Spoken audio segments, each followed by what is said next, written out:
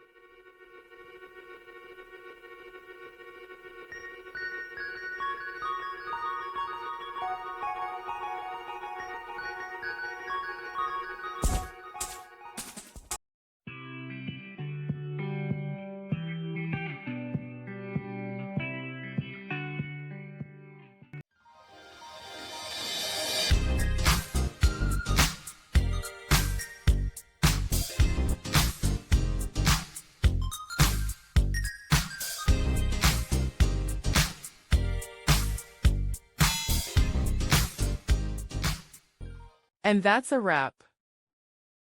I hope you found the answer you were looking for. If you did, take a second to hit that subscribe button. It really helps out.